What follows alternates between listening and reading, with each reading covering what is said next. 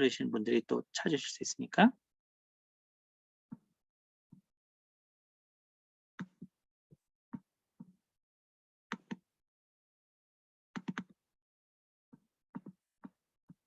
네, 오늘 내용은 기록을 진행하겠습니다. 네. 그래서 우리가 이성의 의미에 대해서 지난 시간에 나눴던 내용을 우리가 좀 제가 간단히 정리해드리면 이성의 의미, 왜 이성에 대해서 우리가 알아야 되느냐. 아까 우리 박수진 선생님과 질문한 그 내용인데요.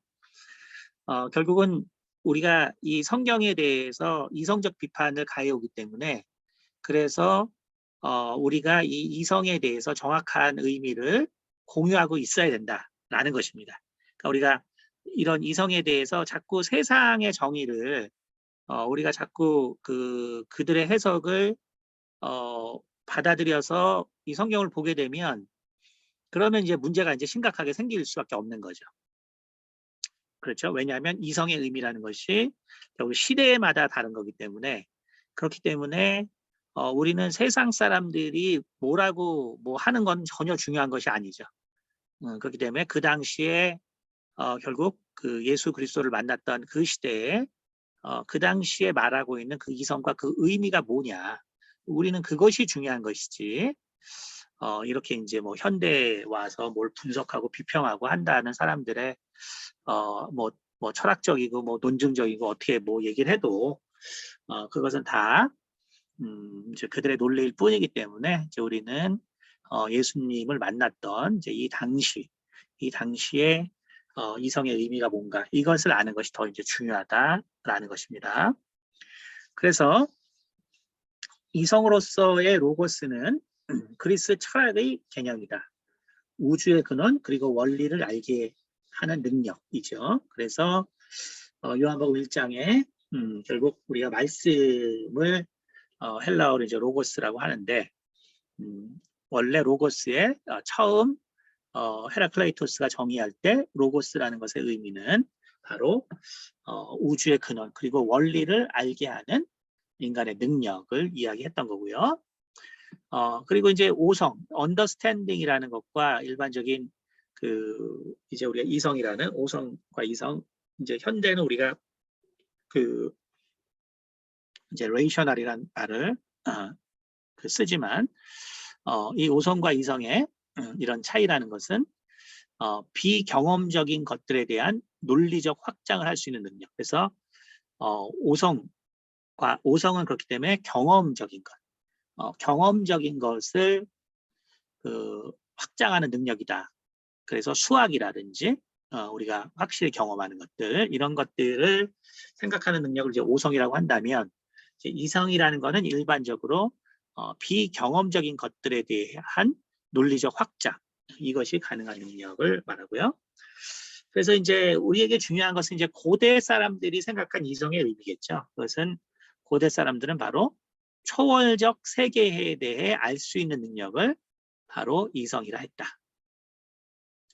그래서 칸트 이후로 이성은 초이성적 영역에 대해 알 수 없다는 것이 일반적인 결론이다. 그렇죠? 그러니까 오늘날 우리가 많은 철학자들이나 또 과학자들 또 그러한 영향을 받은 사람들이 결국 기독교를 인정하지 않는 것은 바로 이제 칸트 이후로 형성된 이 이성의 정의.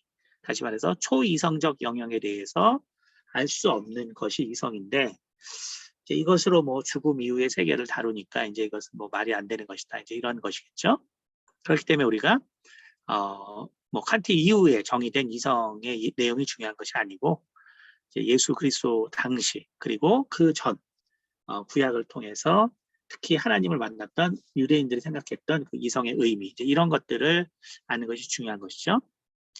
그래서 요한복음에 사용된 로고스의 의미는 이성이 아니라 구약에서도 썼던 지혜다. 그래서 구약에서는 이제 지혜가 바로 하나님의 계시요 또 인간이 그 지혜를 통해서 하나님을 알 수 있다고 봤기 때문에 이것과 훨씬 가깝죠. 그래서 히브리어로는 호크마이고 그리스어로는 소피아에 더 가깝습니다. 하지만 요한은 요한복음 1장 1절에 이 말씀은 곧 하나님이시다를 통해 로고스의 의미를 정의했습니다. 이제 이것이 중요한 사실이죠. 다시 말해서 요한이 이 논란이 되는 이 로고스란 말을 왜 썼나? 다시 말하면 다른 제자들이 전혀 사용하지 않은 이 말씀이다라는 이 로고스라는 이 단어를 왜 썼나? 그래서 우리가 그래서 그렇기 때문에 이제 요한의 신학이라고 이야기하고, 그리고 이제 예수님에 대해서 정말 그 논리적 관점에서 쓴 것인데, 이제 그것을 위해서 결국은 이 소피아라는 단어를 쓰지 않았다. 다시 말해서 호크마라는 단어를 쓰지 않았다. 자, 이 의미라는 것은 결국 예수 그리스도가 이런 그 지혜라고 할 때, 그렇다면은 하나님의 지혜라고 할 때, 그렇다면 결국 하나님의 이제 일부분의 속성, 이제 이것으로 표현될 수 있겠다라고 생각했을 가능성이 크겠죠. 그렇죠? 그러니까 예수 그리스도는 곧 하나님이시기 때문에 하나님의 하나의 속성으로서 예수님을 표현한 것에 부담을 느꼈을 가능성이 이제 매우 크고요. 그러나 이제 또 로고스의 의미는 상당히 이제 이런 그 당시에 여러 지역, 또 여러 문화, 여러 사람에 의해서 상당히 다양한 의미로 또 사용될 수 있었기 때문에 로고스라는 헬라어가, 그렇기 때문에 이제 사실은 이 로고스란 말을 그냥 정의를 내렸죠. 그것이 요한복음 1장 1절 말씀이고, 다시 말해서 로고스는 곧 하나님이시다. 그래서 이것이 요한의 정의입니다. 그러니까 우리가 어떤 단어를 쓰고 할 때 이제 뭐 인문계도 그렇지만 이제 이공계는 더 분명하죠. 이공계는 어떤 단어가 나오고 그것이 그 단어의 의미를 모르면 이제 이 단어는 이런 의미를 썼다. 이걸 되게 분명하게 얘기를 해주거든요. 안 그러면 사람들이 이제 헷갈리기 때문에 그 단어를 사용할 때 바로 이런 것처럼 이것은 뭐 역사나 뭐 언어학적이나 뭐 이걸로 따질 필요가 있는 것이 아니라 그냥 이 말씀은 곧 하나님이시다라고 했기 때문에 그냥 정의를 내린 것입니다. 그래서 바로 기독교인들은 그냥 이 성경이 그냥 레퍼런스고, 다시 말해서 이 말씀의 의미의 시작, 로고스의 의미의 시작이기 때문에 이것을 그대로 받아들이면 된다. 아마 여러분께서 충분히 이해 하실 수 있을 것 같습니다. 따라서 이성의 개념이 통일되어 있지 않은 철학자들의 의견을 통하여 신약의 말씀, 곧 로고스에 대해 논의하는 것은 의미가 없다라는 것을 여러분께서 이해하실 것 같고요. 그래서 이제 우리가 이제 SNF파에 대해서 이제 영재주의가 이제 왜 중요한가? 우리가 이제 성경을 이해하는데 영재주의가 왜 중요하고, 그리고 이제 이 SNF파가 왜 중요한가? 사실은 이 SNF파의 중요성은 지난 한 20년 정도 이제 기독교계의 어떤 가장 큰 고고학적, 그 다음에 또 인문, 또 이제 여러 가지 철학적, 또 논리학적 이제 그러니까 뭐랄까 이제 그 성취라고 볼 수 있습니다. 그러니까 사실은 이제 제가 신앙생활을 처음 시작했을 때의 처음에 또 이 SNF파에 대해서는 별로 그렇게 많은 정보가 없었습니다. 우리나라에서는. 왜냐하면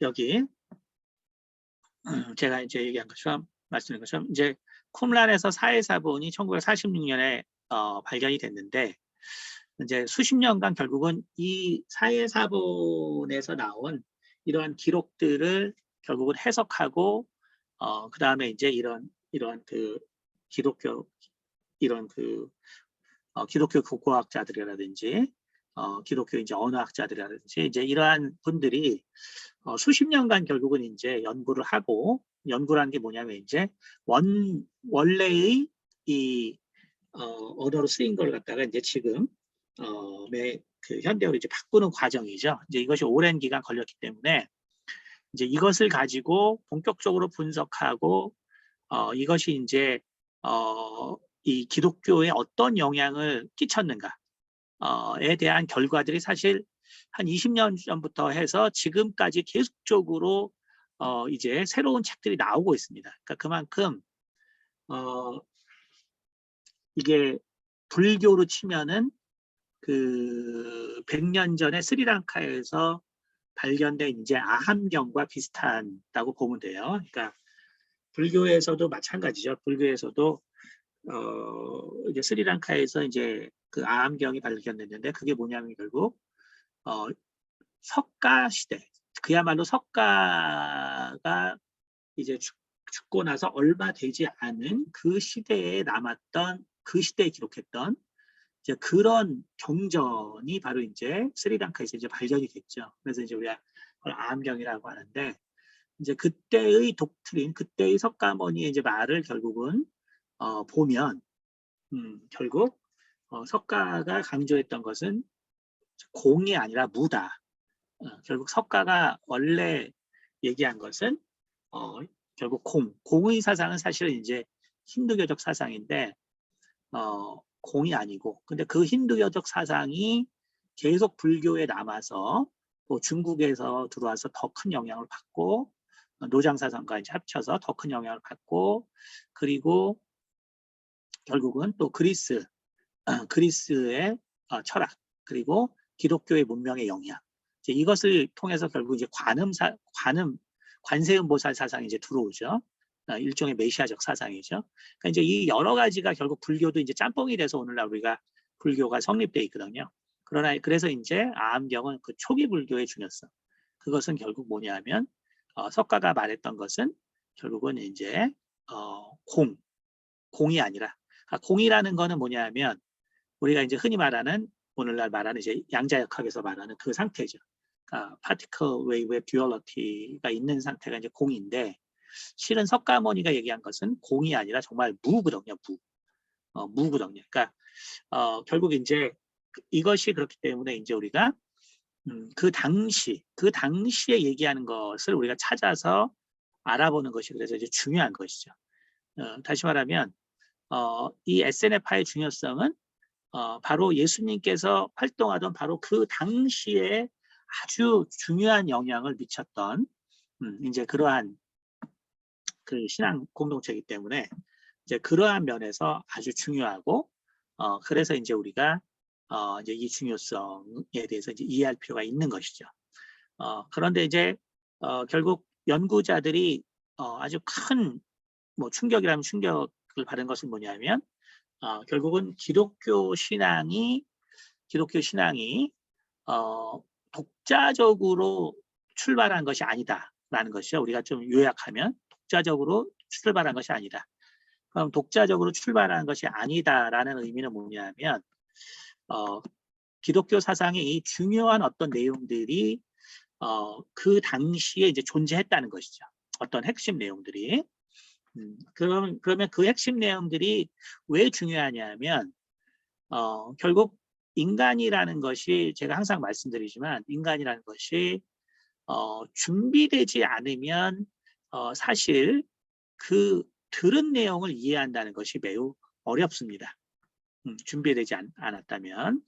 그러니까 쉽게 말해서 왜 그 신천지가 기독교인을 대상으로 하냐, 그렇죠? 그러니까 일단은 뭐 기독교에 아무 관심이 없는 사람은 신천지인들이 말해봤자 그게 무슨 얘기하는지 전혀 모르죠, 그렇죠? 그런데 기독교를 대충 알면, 그렇죠? 대충 알면 결국 어떻게 되냐면은 신천지에서 말하는 것이 이거 같다 저거 같다 막 붙이는 게 그냥 그럴듯하게 들린단 말이에요, 그렇죠? 그러니까 결국은 우리가 이해하고 안다는 것이 뭐냐면 결국 우리가 어느 정도 알고 있어야 뭐 새로운 내용도 뭐 받아들이는 것이, 내가 너무 전혀 모르면 결국은 그 새로운 내용을 이해하기가 이제 어렵다는 거예요. 그러니까 제가 항상 그 요한복음을 내서 얘기할 때 사도 요한이 정말 천재적인 사람이다 라고 얘기하는 거는 정말 예수 그리스도께서 말씀하신 그 이제 자기 몸과 그 피에 대한 이야기, 그래서 그것을 먹어야 구원이 있다는 이야기, 그 다음에 성령에 대한 이야기, 이제 이런 부분들이 이거 뭐 몇 페이지씩 되는 내용이잖아요. 그러니까 그거를 아무도 기억을 못 하는데 이제 그 사도 요한 혼자 그걸 기억하거든요. 그러니까 그럴 수 있었던 이유가 뭐냐, 그렇죠? 그럴 수 있었던 이유가 뭐냐. 그러니까 그런 것들이 이제 오랜 이러한 그 이제 기독교 역사가들 또 고고학들의 이제 의문이었는데, 그것이 바로 오늘날 이러한 그 고고학들이 발달하고 결국 사회사본이 이제 번역이 되면서 그러면서 이제 그렇게 정말 이해할 수 있었던 그 이유들에 대해서 이제 알 수 있는 바탕이 마련된 것이죠. 그래서 오늘은 우리가 예수님께서 정말 이 땅에 이제 오셨을 때의 정말 역사적인 상황, 역사적인 상황. 그러니까 그 역사적인 상황에서 세례 요한, 다시 말해서 사도 요한의 스승이었던 세례 요한이 어떻게 결국 예수 그리스도를 만나게 되었는가. 이제 그 가운데에서는 결국 어떤 역사적인 진행이 있었는가. 우리가 이것을 보도록 하겠습니다. 결국 이 당시는 예수 그리스도께서 왔던 이 당시는 그야말로 이 중동 지역, 특히 이제 이 이집트와 그 다음에 이제 이 유다 지방과 그리고 이제 그 지역에 있는 이제 또 여러 그 국가들. 근데 그 국가들이 지금 어떻게 형성된 거냐면 로마가 예수님이 오기 바로 한 30년쯤에 결국은 이집트가 정말 수천 년간 세계 최고의 대국 중에 하나였던 이제 이집트를 멸망시키죠. 그렇죠? 그러니까 물론 그 전에 결국은 이제 이 헬라가 무너지고 그리고 이제 이집트를 복속하고 그래서 이제 유다라는 이 나라는 정말 작은 나라인데 사실은 정말 로마인들에게 있어서는 되게 지긋지긋한 나라죠. 그렇죠? 역사적으로 보면은 아시겠지만 로마인들에게 유대인들은 아주 지긋지긋하거든요. 그러니까 뭐 그 당시로서는 아주 큰 나라도 아니었고 그다음에 나라 없이 떠돌아다닌 그러한 민족들인데 그 복속시키기가 이제 너무나 어렵단 말이에요. 어렵기 때문에 그 와중에 결국은 그래서 이제 이집트가 무너지고 그 다음에 유대 지역은 이거는 로마인들이 생각할 때 이거를 스스로 뭔가를 그 다스리고 이끈다는 것 자체가 너무 힘들다라고 생각했기 때문에 결국 우리가 잘 아는 헤롯 대왕과 이제 그 결국은 우리가 이제 안토니우스죠. 결국 안토니우스가 결국은 이제 그 이 시저를 죽이면서 이제 안토니우스가 결국은 이제 이 지역의 통치를 이제 헤롯 대왕에게 맡기죠. 근데 이제 이 헤롯 대왕이 결국은 이 사람도 아주 좀 뛰어난 사람이었기 때문에 결국은 그 옥타비아누스가 안토니우스를 물리치고 다시 이제 이 로마의 황제로 등극할 때 그때 이제 이 안토니우스에게 있어서 있다가 또 옥타비우스에게 잘 옮겨가거든요. 그래서 이제 나름 이제 유다라는 나라, 이 유대라는 나라를 나름 이제 지킬 수 있는 이제 사실은 이제 그런 되게 이제 능력이 있었던 왕임에는 이제 틀림이 없습니다. 바로 이제 또한 나라를 가지고 있었고 그리고 이제 그러한 나라가 이제 유다의 이제 그런 그 상황이었고요. 그다음에 이제 여기 또 뒤에 보면 나바티아라는 여기 나바티아 이제 나바티아라는 이 나라 역시 이 당시에 아주 중요한 나바티아라는 나라 역시 이제 아주 중요한 나라인데 이 나라는 이 유다의 동쪽에 있으면서 그러면서 당시 이 지중해 지역과 그 다음에 지금의 이란 지역이죠. 이란과 이라크 그 다음에 사우디아라비아죠. 그러니까 이 지역에 결국은 이제 그 상권을 이렇게 쥐고 있었던 로마가 이 나바티아인들을 나중에 이제 기원 후 1세기 경에 이제 결국 복속시키지만 이제 기원 전 한 400여 년 전까지 상당히 오랜 기간 이렇게 또 독립 그 국가를 이루면서 이제 결국 그 그리스가 멸망하고 이제 그러한 그 시점에서 나름 아주 그 상권을 지키면서 또 중요한 그 역사적인 길목에서 있었던 또 나라가 있습니다. 성경에도 물론 이제 그 왕이 기록이 돼 있고요. 그리고 우리가 잘 아는 이제 페트라라는 그 안반의 그 도시를 건설한 바로 이제 그 나라죠. 그러니까 그렇기 때문에 이제 예수님께서 왔을 때 이 당시는 결국 이집트라는 어떤 그 강대국이 멸망하고 그리고 새로운 패권자인 로마가 등장을 하고 그 다음에 거기서 또 아라비아 상권과 이쪽 그 이라크 이란 쪽에 이제 그러한 곳에서 또 무역과 또 그 무역을 또 독점해서 또 동방 지역과의 그 교류를 이끌었던 그 왕국 그러니까 이러한 그다음에 물론 이제 유다 주변에도 이제 뭐 소왕국들이 존재했죠. 그러니까 이러한 그 아주 그 전환기적인 시점에 있었던 때입니다. 그러니까 우리가 쉽게 말하면 세례 요한이 나와서 세례를 베풀 때 우리가 성경만을 그냥 보면 이런 역사적 지식 없이 성경만을 보면 뭔가 뭐 이 유대 지역의 사람들이 뭐 이렇게 뭔가 이렇게 잘 세상 물정을 모르는 이제 되게 이제 순수한 사람들처럼 보일 수도 있겠지만 실은 이제 전혀 그런 상황이 아니었고 아니었고 바로 이러한 주변 열강들에게 있어서 이를 우리가 이 사람들이 유대인들이 맞서면서 어떻게 이제 살아남아야 할 것인가 그리고 어떤 생각을 가져야 할 것인가 이제 이것이 되게 중요한 시대였습니다. 그래서 세례 요한에 대해서 이제 누가복음 1장 5절에 보면 유대왕 헤롯 때에 아비야 반열에 제사장 한 사람이 있었으니 이름은 사가랴요. 그의 아내는 아론의 자손이니 이름은 엘리사벳이라. 그렇죠? 그래서 이제 세례 요한의 아버지인 그렇죠? 이 사가랴에 대해서 나오는데 당시 예루살렘 성전에서 제사장의 직분은 아론의 자손들이 순번제로 맡아서 일을 했습니다.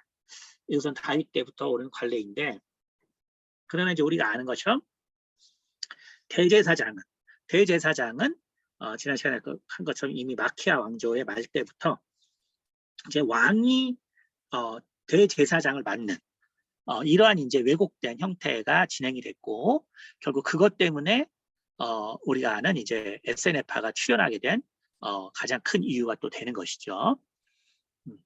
자, 그러나 이제 제사장들은 그래도 아론의 자손들이 순번을 맡아서 해오고 있었습니다. 그러니까 대제사장은 정치적 결국은 지도자였다 그러면 제사장은 그래도 이제 아론의 자손들이 하고 있었다. 자, 그런데 누가복음 1장 13절에 천사가 그에게 이르되 사가랴여 무서워하지 말라. 너의 간구함이 들린지라. 내 아내 엘리사벳이 내게 아들을 낳아주리니 그 이름을 요한이라 하라. 그렇죠? 그래서 요한은 히브리어로는 이제 요하난의 의미인데 주님은 자애로우시다. 자, 이 이름을 이제 사가랴에게 주죠. 그렇죠?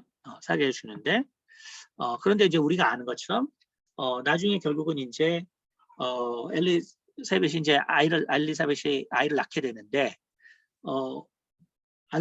엘리사벳이 성령의 충만함을 입었기 때문에 결국은 이 아들의 이름을 이제 그 당시에 이제 목에 어머니가 이제 그 하와 이후로 이제 어머니가 주로 유대인은 이제 아이들 이름을 짓기 때문에 결국은 이제 요한이라고 했죠. 그랬더니 친척들이 야 거기 우리 집안엔 요한이라는 이름이 없는데 왜 그 이름을 하냐. 그랬더니 이제 사가랴가 그 이름이 맞다.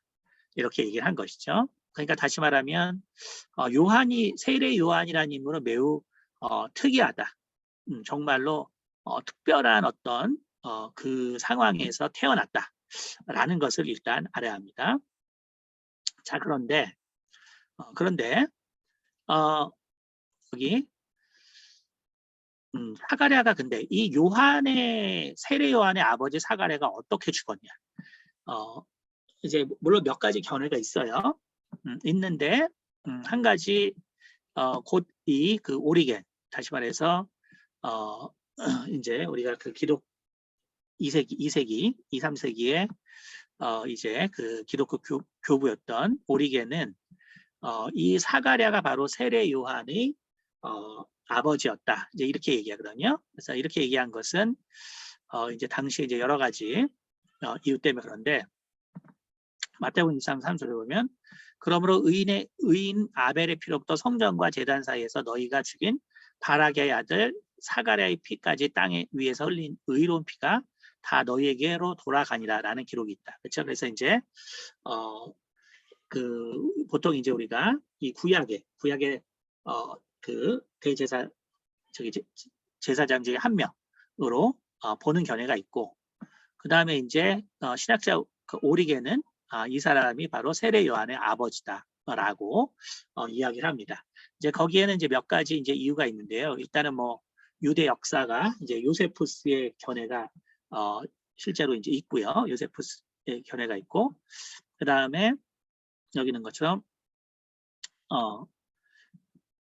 The Infancy Gospel of James, 그러니까 야고보의 야고보의 그 복음서죠. 그러니까 이게 이제 이게 흔히 말해서 위경 중에 하나죠. 그러니까 정경으로 받아들이지 못했지만 그러나 이제 당시에 위경으로 있었던 그러니까 위경 중에는 아무래도 이제 초기 그 이제 그 예수 그리스도가 태어나고 또 그 후에 어떤 사건들, 그래서 기원 후 한 100년 내의 어떤 사건들에 대한 내용들이 많거든요. 그러니까 그 위경 23장에 보면은 바로 이제 스가랴의 죽음에 대해서 이제 나오는데요. 그러니까 여기서 어떻게 나오냐면 결국 헤롯 대왕이 이제 그 동방 박사들이 찾아오죠. 그래서 이제 아이를 이제 3살 이하까지 뭐 애들은 다 죽여라. 이제 이런 명령이 오죠. 그래서 이제 스가랴가 아이를 낳았다는 걸 알았기 때문에 이제 네 아들이 어디 있냐? 그걸 대라. 이렇게 얘기했죠. 그런데 결국은 이제 그 이야기를 하지 않고 안 했기 때문에 결국 스가랴가 죽임을 당하게 됩니다. 이것이 이제 The Infancy Gospel of James라는 위경에 나온 내용입니다.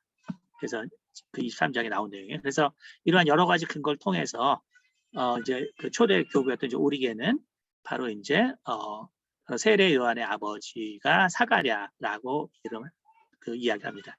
근데 이제 중요한 거는 이 사람이 그 사람이냐라는 건 아주 큰 의미가 있진 않아요.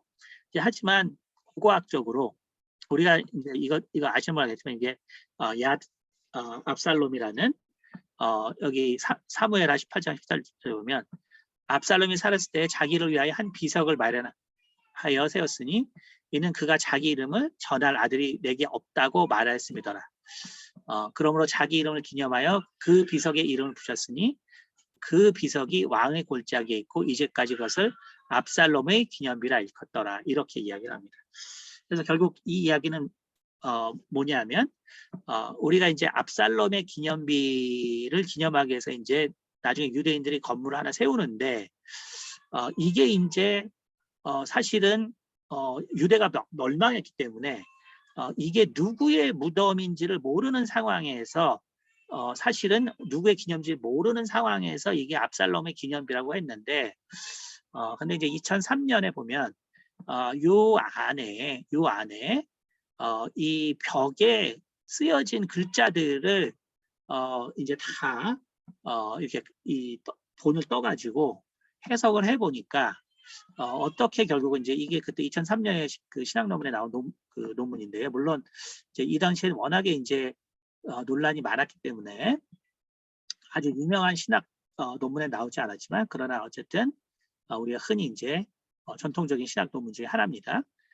여기에 이제 나왔는데 결국 학자들은 2003년 압살롬의 내부에 적혀있는 암호와 같은 글자를 해독하는 성공했는데 뭐라면 순교자이며 제사장이며 요한의 아버지인 사가랴의 무덤이라고 이렇게 적혀 있는 해석을 결국은 이제 공개하게 됩니다. 근데 어쨌든 중요한 건 뭐냐면 핵심은 뭐냐면 바로 세례 요한이 결국은 성경에 나온 대로 그 부모가 나이가 들었기 때문에 결국 부모가 이제 일찍 죽은 것이죠. 그렇죠? 일찍 죽은 거. 그러니까 아버지가 이렇게 죽었고, 그렇죠? 어머니는 얼마나 오래 산지 모르지만 이런 상황에서 결국 엘리사벳이 결국은 이 세례 요한을 혼자 볼 수 있는 상황이 아니었다는 거예요. 이제 그것이 되게 중요한 사실이죠. 그래서 분명히 이제 하나님께 이 아이가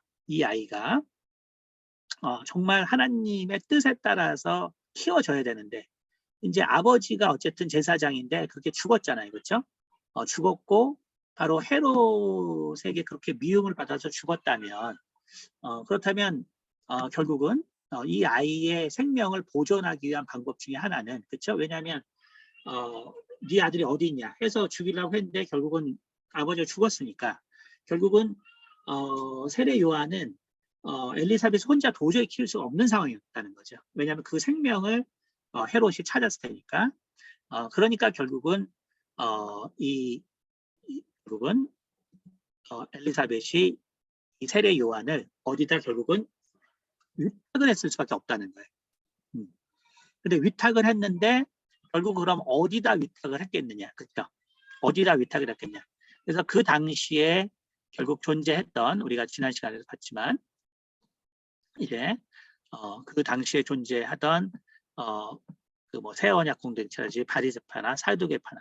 근데 여기는 이제 집단 생활을 하고 있었고 그 다음에 이쪽 새 언약 공동체는 이제 너무나 이제 멀리 있는 어떤 그 것이고 그 다음에 이제 너무나 이제 색깔이 좀 다르던 곳이었기 때문에 제일 결국 세례 요한의 어떤 행동을 볼 때 결국 엘리사벳이 맡겼던 단체는 바로 SNF파였을 것이다. 이것이 이제 지난 20년간 결국 그 고고학자들과 또 기독교 신학자들의 새로운 발견들이고 그리고 이제 아주 중요한 그러한 이제 또 역사적인 어떤 그 해석 중에 이제 하나입니다.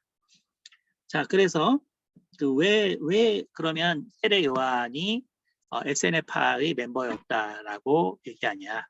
일단은 뭐 그가 주 앞에 이제 큰 자가 되면 포도주나 독한 술을 마시지 아니요. 이것은 이제 제사장 집안이었기 때문에 그런 거고요.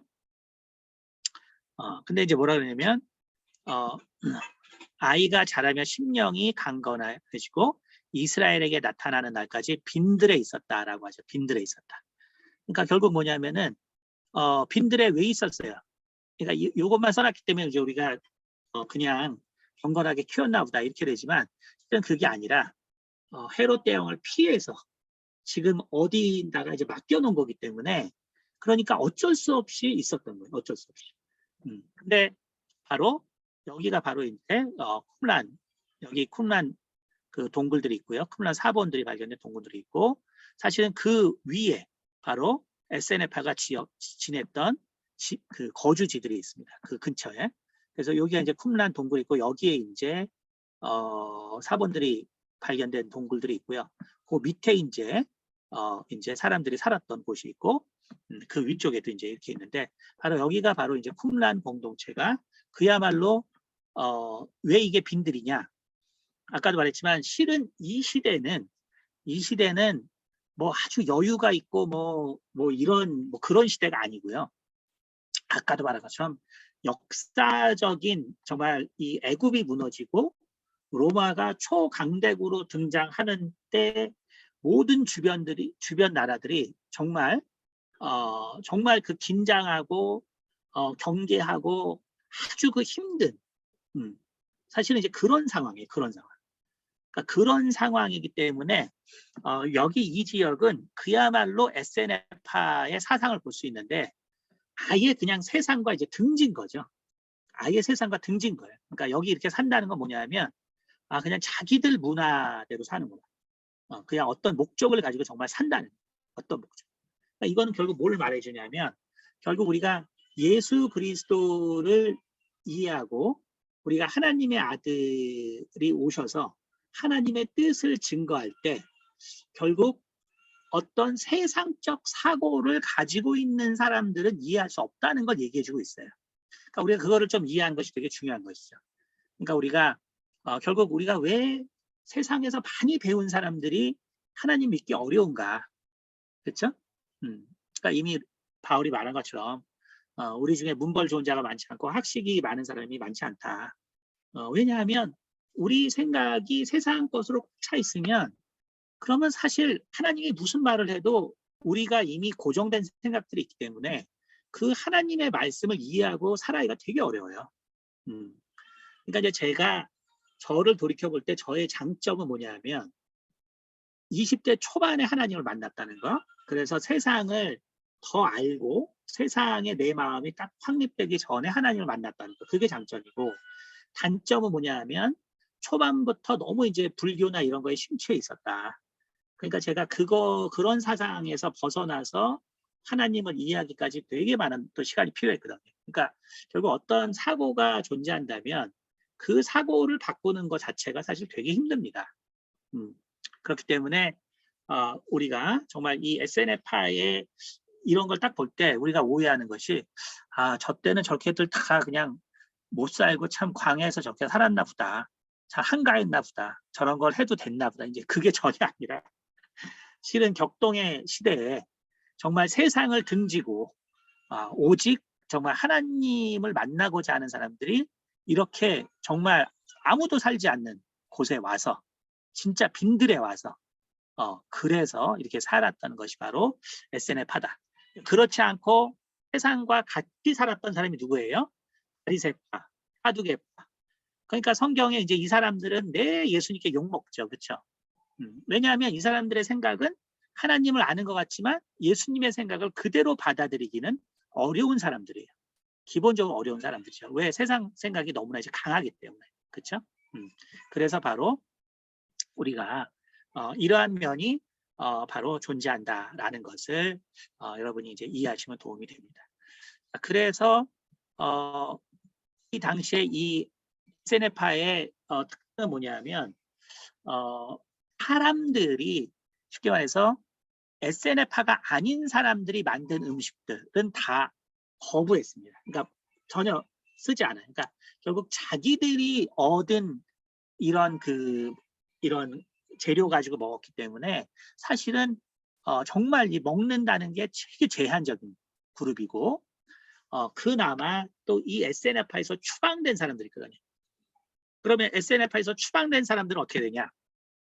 추방된 사람들은 결국은 자기들이 살던 방식이 있기 때문에 세상의 음식은 먹지 못하고 그 다음에 또 SNF에서 추방됐기 때문에 또 자기들이 원하는 어떤 그런 이제 음식을 먹을 수 있는 환경도 이제 아닌 거죠. 그래서 결국 요세푸스의 기록에 의하면 SNF에서 추방됐던 사람들이 뭘 먹었냐면 바로 석청, 결국은 이제 이런 다시 말해서 세례 요한이 먹었던 음식들이 뭐냐 하면 전형적으로 SNF파들이 에서 추방된 사람들이 바로 먹을 수밖에 없었던 음식입니다.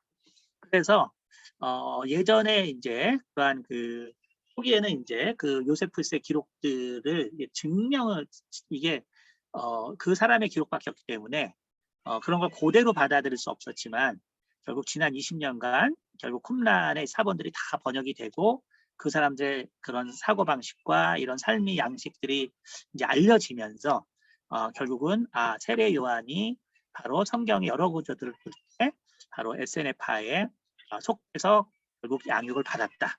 그러니까 결국은 이것이 그가 곧 예수 그리스도의 앞길을 예비할 자거든요. 그 앞길을 예비할 자라는 면을 볼 때 이것이 정말 우리가 생각하는 것이 하나님을 예비하는 자가 이런 거구나. 그러니까 정말 뭐가 뛰어나고 정말 똑똑하고 우리가 흔히 말하는 뭐 금수저에 은수저에 정말 뭐 이런 환경에서 태어난 사람이 아니라 정말 그 아버지가 죽고 그리고 자기는 정말 어머니와 떨어져 버림을 받고 그 광야에서 알지 못하는 어떤 사람들에게 키워준 바로 어떤 그 사람이 바로 하나님의 앞길을 예비했다는 사실. 우리가 이것을 보고 우리 중에 정말 참 뭐가 준비 안 돼서 하나님께 못 쓰이는 사람은 없겠구나. 우리가 부족하더라도 결국 우리가 하나님께 쓰일 수 있구나. 그러니까 세상 것이 부족해서 내가 못 쓰이는 것은 아니구나 라는 것을 알 수가 있습니다.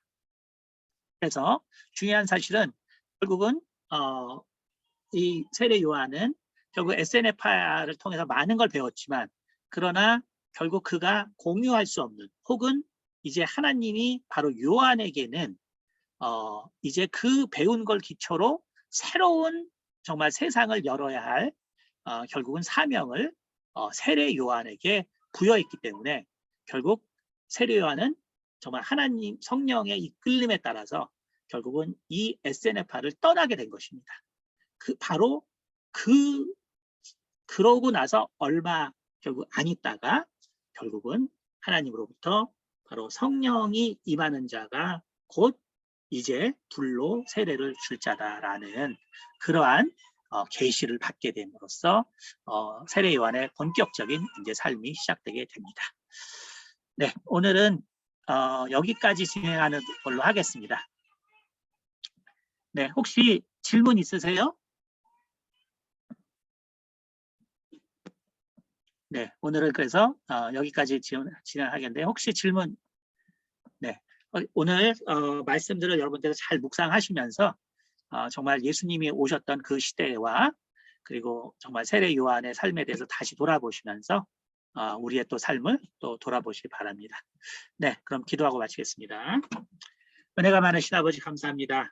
하나님께서 또 우리 가운데 은혜를 주심을 또 감사드리고 또 우리가 세례 요한의 삶을 돌아보므로 또 우리의 삶을 또 돌아보고 우리가 또 어떻게 주를 위하여 준비되어야 하는지를 마음속에 생각하게 도와주시옵소서.